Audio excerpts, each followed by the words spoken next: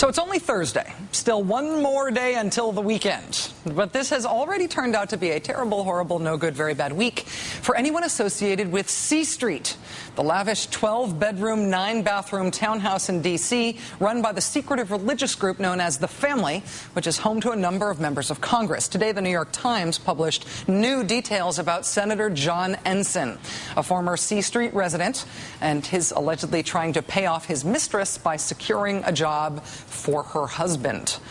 These details come from a federal criminal inquiry now that's underway into Mr. Ensign's actions. The latest twist involves Senator Ensign changing his earlier story about his involvement with a Nevada company that has been subpoenaed in his case.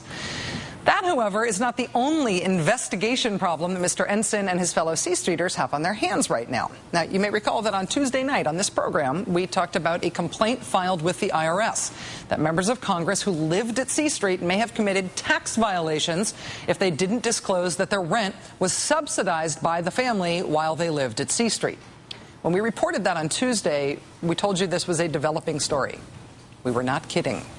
Today came yet another call for an investigation into the allegedly subsidized rent at C-Street. The ethics watchdog group CREW, Citizens for Responsibility and Ethics in Washington, CREW filed their own complaint with the Senate Ethics Committee and the Office of Congressional Ethics over whether this allegedly subsidized rent violated the gift rules that govern members of Congress. These congressmen were reportedly paying way below market value rent to live in pretty posh digs. CREW writes, quote, "Few Americans are lucky enough to have landlords who accept below market rent while also offering housekeeping and meal service.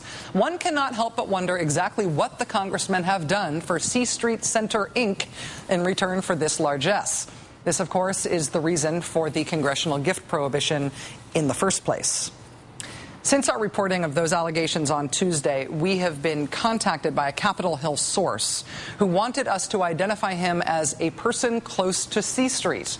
This Capitol Hill source told us, quote, "Your reporting will have more credibility if you ask these questions of 535 members of Congress and remove the religious and political bias behind your inquiry." Appreciate the anonymous shot across the bow, brave, anonymous Capitol Hill C-Street source. But the way this is heating up, you probably are going to want to have something better than that. The allegations against C-Street residents are bipartisan. We have been asking the same questions to the Democrats and to the Republicans who lived there. There's not political bias here at all. And while there's no religious bias involved here either, this is, to some extent, a story about religion. It's about a secretive religious organization operating a boarding house for members of Congress, which it calls a church, and then using that fake church tax status to subsidize these congressmen's rent and keep it secret.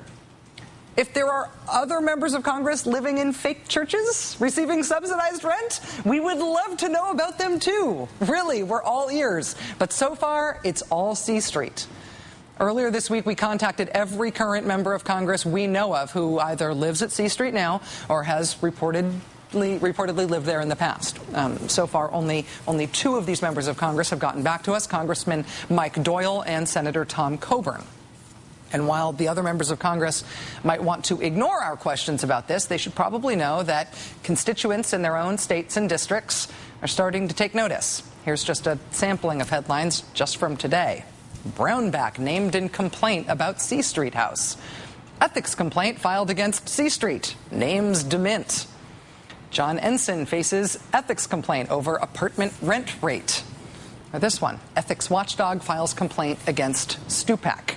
Oh, here's another. Watchdog group files complaint against WAP and Schuler over C-Street rent. So these members of Congress can feel free, of course, to dodge our questions as long as they want to. But it may not be just us asking these questions for too much longer.